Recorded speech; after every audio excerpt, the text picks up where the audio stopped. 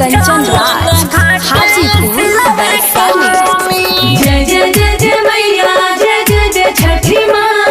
जय जय जय जय मैया जय जय जय छठी माँ।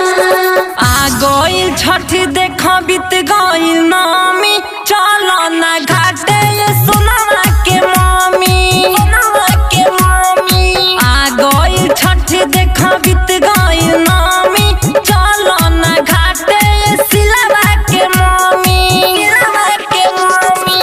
रुका देवर उनको के बोला ले हो, रुका देवर उनको के बोला ले। संगवा में जाई है सोनी अपमी। आ गइल छठी देखो बीत गइल नमी, चलो ना घाटे ये सलुआ के मम्मी, सलुआ के मम्मी।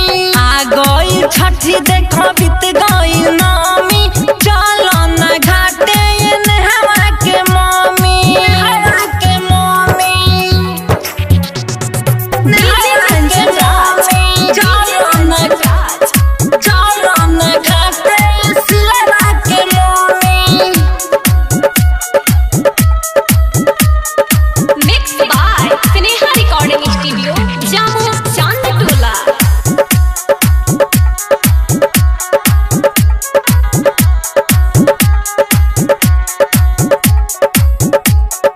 आ गइल छठी देखो नेहवा के मम्मी। हवे महान त पावन बरतिया, पावन बरतिया, पावन बरतिया। हवे महान त पावन बरतिया, पावन बरतिया। भूख जाए भौजी एक दिन एक रतिया, गोदी में हमरा चाहे ललनवा हो, गोदी में हमरा चाहे ललनवा। पूजा में होए कोनो न कोमी। आ गइल छठी देखो बीत गइल नमी, चलो ना घाटे पूजवा के मम्मी, पूजवा के मम्मी। आ गइल छठी देखो बीत गइल नमी, चलो ना घाटे पूनमी के मम्मी, पूनमी के mummy. DJ Kanchan Raj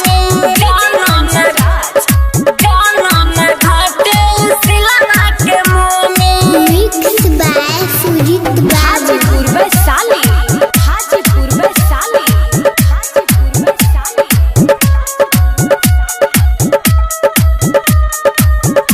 mix by Sneha recording studio Jamo Chandtola.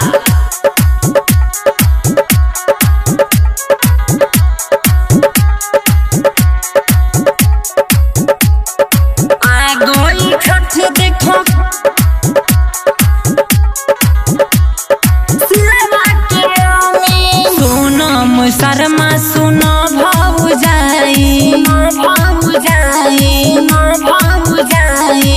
Sonam Sharma सुनो भौजाई, भौजाई। कर तू छठ दुख दूरे हो जाई, देवरूरी देश तू तो कहेला सही हो, देवरूरी देश तू तो कहेला सही। समझिले नाही बात तोहर होमी। आ गइल छठी देखो बीत गइल ना